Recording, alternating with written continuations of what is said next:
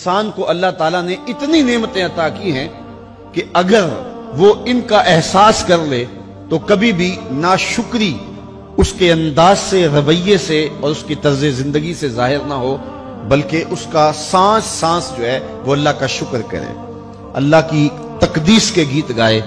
لیکن یہ انسان ناشکرہ ہے۔ وَإِنَّهُ عَلَى ذَلِكَ لَشَهِيدٌ، اس پر اسے کوئی خارج سے گواہی کی ضرورت نہیں ہے، وہ خود اس پہ گواہ ہے، اسے خود پتا ہے کہ میں کتنا ناشکر۔ ذرا اندر اتر کے دیکھے تو اس نے کیا اس کی نعمتوں کا شکر ادا کیا ہے؟ اس کی کتنی بڑی نعمتیں ہیں حضرت انسان کو۔ انسان غور کرے، تدبر کرے۔ میں کئی دفعہ یہ بات بتا چکا ہوں، میرا ایک ملنے والا ہے، پیر بھائی ہے، تو اس کو مسئلہ کیا ہے کہ یہ جو منہ میں لعاب آتا ہے اس کی مقدار کم ہے۔ تو بنیادی طور پہ وہ لیکچرار ہے، تو اس نے روز جو ہے وہ طلباء کو لیکچر دینا ہوتا ہے، تو 15 منٹ نہیں بول پاتا کہ منہ خشک ہو جاتا ہے۔ اب ہم نے کبھی اس کو نعمت سمجھا؟ یہ جو منہ میں لعاب آتا ہے، ہم کہتے ہیں کہ یہ ایک مصیبت ہے، تھوکتے رہتے ہیں، لیکن اگر اس کی مقدار کم ہو تو زندگی اوکھی ہو جائے۔ یہ نظام انہضام پہ بھی اثر انداز ہوتا ہے، اور پھر اس کی بینائی بھی کمزور ہو گئی، ایک آنکھ کی بینائی تو بالکل ختم ہو گئی۔ مرض کیا ہے، مسئلہ کیا ہے؟ کون سی نعمت کم مل رہی ہے؟ پانی نہیں مل رہا، مل رہا ہے، آکسیجن نہیں مل رہی، مل رہی ہے، گردش خون جاری ہے۔ کمی کیا ہوئی؟ کبھی سوچا بھی نہیں ہم نے۔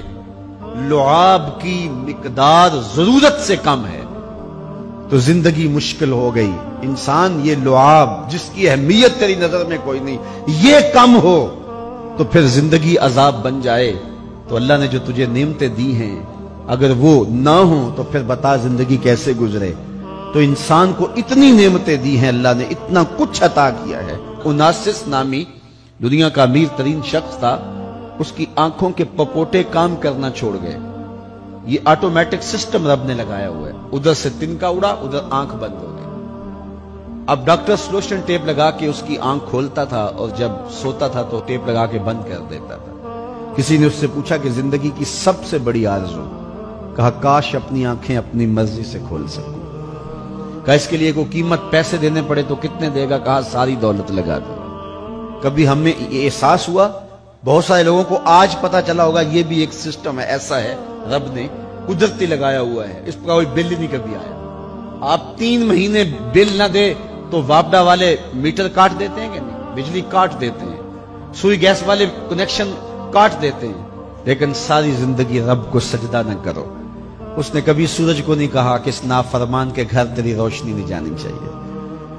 اس نے کبھی چاند کو نہیں کہا کہ تیری چاندنی اس کے آنگن میں نہیں جانی چاہیے۔ جس طرح با یزید کے گھر میں سورج کی کرنیں جاتی ہیں، اس نافرمان کے گھر میں بھی ایسے ہی جاتی ہیں۔ تو انسان کو اللہ نے بڑا کچھ دیا، لیکن یہ اس کے باوجود ناسپاس ہے، ناشکر گزار ہے۔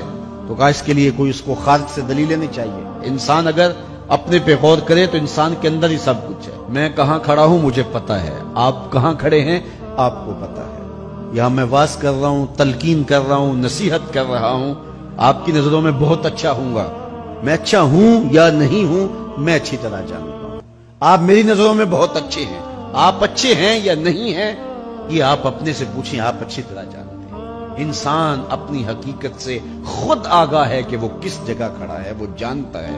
وَإِنَّهُ عَلَى ذَلِكَ لَشَهِيدٌ، اسے خارج سے کوئی دلیل نہیں چاہیے۔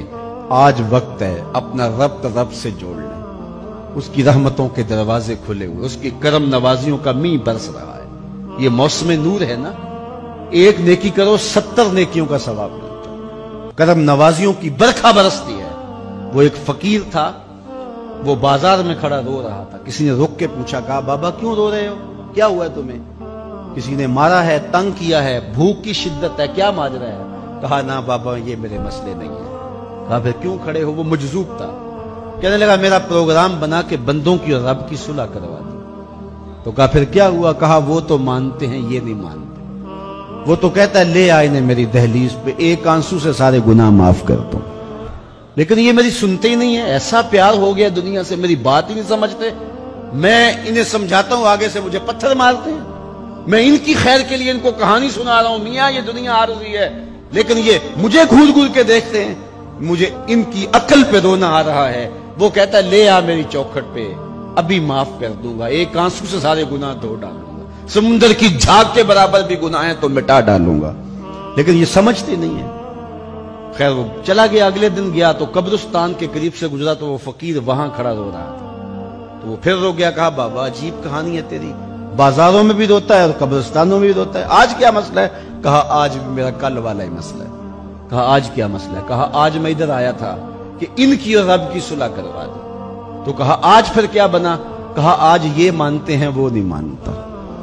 تو قبل اس سے کہ وہ وقت آئے کہ پھر وہ نہ مانے، آج لے ان کی پناہ، آج مدد مانگ ان سے، کل قیامت کو نہ مانیں گے اگر مان گیا. تو یہ تھوڑا وقت ہے زندگی کا، اس زندگی کو غنیمت سمجھے.